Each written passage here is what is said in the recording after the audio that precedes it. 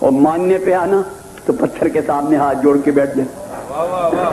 یہ انسان کی حالت. میں نے ہندوستان میں دیکھا ہے بڑے بڑے قابل دماغ جن کی قابلیت کی دھاک بیٹھی ہوئی تھی. مثلاً جواہر لال نہرو. بتائیے اس کے قابل ہونے میں کسی کو شک ہے؟ بڑا قابل شخص تھا. اس نے تقریر کرنی تو دنیا بھر نے اپنے ریڈیو لگا دینے کیا کہے گا. جب تقریر کر کے گھر آنا وہی قابل آدمی وہی لائق آدمی تو گھر آ کے ایک پتھر کے سامنے ہاتھ جوڑ کے بیٹھ گئی. بابا پنڈت صاحب یہ کیا کر رہے ہو؟ یا تو اتنا علم یا اتنی جہالت اس پتھر نامراد کو پوج رہے.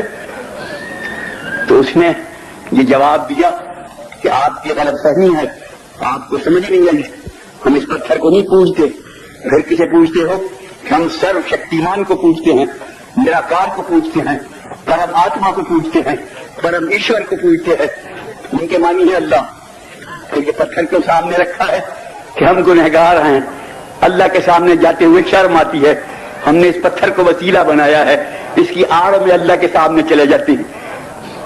بابا پتھر کو وسیلہ بنایا ہے کہ ہمیں یقین ہے کہ ہم کتنے ہی گنہگار. یہ پتھر بے گناہ ہے, اس نے کوئی گناہ نہیں کیا. یہاں تو میں بھی قائل ہو گیا ایمان سے کہ بے گناہ کو وسیلہ بنایا نا, کسی گنہگار کو وسیلہ بنانے سے تو پتھر کیوں گناہ بے گناہی کی بات. انسان کی سمجھ انسان کو اب تک نہیں آئی کہ یہ کیا ہے, کیا بنے گا, کیا ہوگا. اب میں سن رہا ہوں, ان بہرے کانوں سے سنتا ہوں کہ انسان چاند میں جا رہا ہے. جا رہا ہے؟ ان بچوں کو پتا ہوگا, مجھے تو پتہ نہیں. کہتے ہیں کہ چاند میں جا رہا ہے.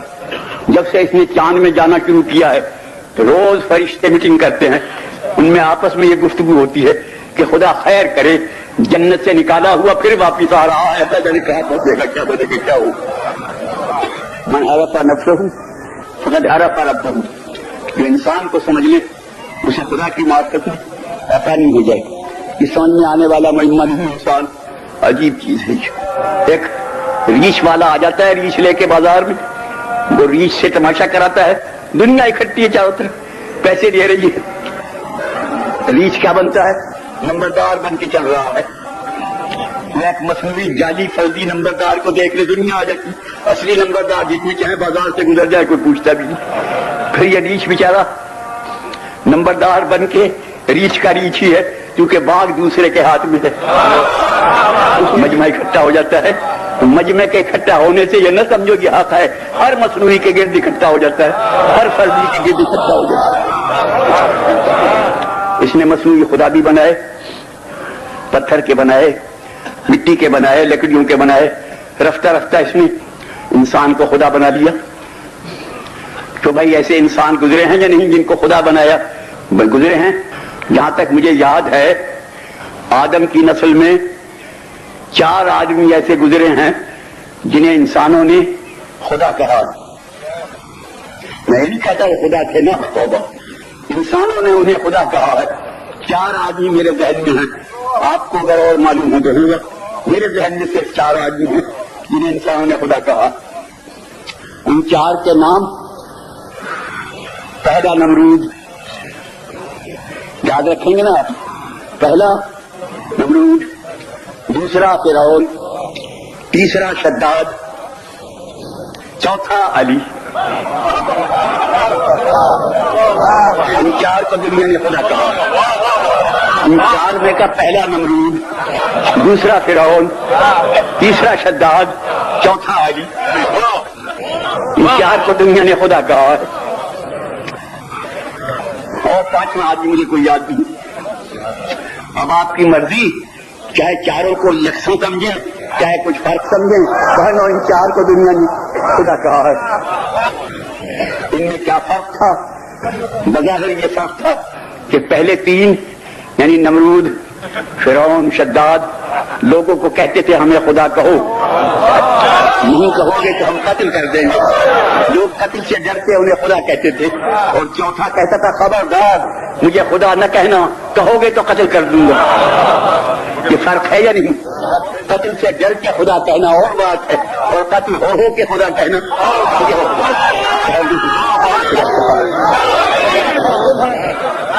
یہ لمبی بات ہے, مجھ میں طاقت نہیں ساری بات کہنے کی. جو میرے عزیز بچوں اور دوستوں بزرگوں، وہ انسان اعظم، وہ عالی دماغ والی ذات انسان جو لوگوں کے بنائے سے خدا نہیں بنتا، وہ لوگوں کے بنائے سے خلیفہ بنے گا، بادشاہ بنے گا۔ انسان کی عادت ہے اگر اسے کچھ بنایا جائے تو وہ بن جاتا ہے۔ تو میں اپنی بات بتاؤں، میری گواہی دیں گے وہ حضرات جو میرے ساتھ یہاں رہے ہیں 40-45 سال۔ جب میں شروع میں ممبر پہ بیٹھا تو کسی نے مجھے کہا قبلہ، میں کہا توبہ توبہ توبہ توبہ، میں قبلہ نہیں ہوں، مجھے نہ کہنا۔ پھر کسی نے پھر اسے ٹوک دیا۔ جب 2-4 مہینے گزرے لوگ کہتے رہے تو میں چپ ہو گیا کہ شاید ہوں۔ اس طرح بن جاتے ہیں بننے والے لوگ، بنا دیتے ہیں۔ اور 2-4 سال گزرنے کے بعد تو یہ حالت ہوگی کہ کوئی نہیں کہتا تو برا معلوم ہوتا ہے۔ اب پنجاب میں مجھے محبت سے قبلہ کہتے ہیں، میں پنجاب میں قاف کی جگہ کاف بولا جاتا ہے، قبلہ کی جگہ قبلہ کہتے ہیں، اور بڑے پیار سے کہتے ہیں کی بلا ہے، ہم یہ کہتے ہیں، میں بڑا خوش ہو جاتا ہوں، چلو بنایا تو صحیح۔ اس طرح بن جاتے ہیں بننے والے، لوگوں نے خدا بنایا بن گئے۔ نمرود کو پتا تھا میں خدا نہیں ہوں، مگر لوگ جو کہتے تھے چلو کہتے جو ہے ٹھیک ہے۔ فرعون کو پتا تھا میں خدا نہیں ہوں، مگر لوگ جو کہتے تھے۔ یہی نمرود جو خدا بنا بیٹھا تھا، پتہ نہیں کس شان کا دربار ہوگا، اللہ جانے کتنی شان و شوکت ہوگی، آخر خدا جو بن گیا تھا اس کے دربار میں ایک بیچارہ غریب آدمی، غریبانہ لباس پیش ہو گیا ابراہیم نام۔ اب کہاں وہ شہنشاہ، کہاں یہ غریب آدمی؟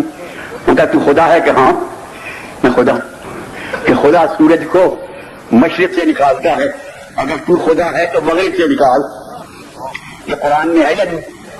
ان اللہ یاتی بالشمس من المشرق فاتی بہا من المغرب، خدا سورج کو مشرق سے نکالتا ہے، اگر تو خدا ہے تو مغرب سے نکال۔ تو بہت الذی کفر کا یہ نہیں ہو سکتا۔ کیوں بھائیو؟ اگر وہ نکال دیتا مغرب سے پھر کیا ہوتا؟ اگر وہ مغرب سے سورج نکال دیتا تو اسے خدا ماننا پڑتا ہے یا نہیں؟ ابراہیم کی طرف ماننا پڑتا ہے یا نہیں؟ حضرت ابراہیم سے جا کے کہو قبلہ اپنی بات پہ قائم رہنے، آپ نے خود کہا ہے مجمع کے سامنے کہ خدا سورج کو مشرق سے نکالتا ہے، اگر تو خدا ہے تو مغرب سے نکال، اور جو مغرب سے نکال دے، مغرب سے سورج کو پلٹایا نکالا، مگر کمال یہ کیا کہ اس سورج کے واپس کرنے سے پہلے نماز قضا کر دی، ادھر سورج پلٹا ادھر نماز شروع کر دی، تاکہ سورج کے مغرب سے نکلنے میں لوگ مجھے خدا نہ کہہ دے، عابد کہیں معبود نہ کہیں، نماز شروع کر۔ ظاہر نہ ہو انسان نے جھوٹے بادشاہ بنائے، جھوٹے عالم بنائے، جھوٹے وزیر بنائے، جھوٹے امام بنائے، حد یہ ہے کہ جھوٹے خدا بنائے۔ مگر ایمان کی بات یہ ہے کہ ہر ایک کی نقل انسان نے اتاری، خدا کی، رسول کی، امام کی، سب کی، مگر ایسا کوئی مائی کا بعد آج تک پیدا نہیں ہوا کہ حسین بن کے دکھا دے۔ حسین کی نقل کوئی نہیں اتار سکا۔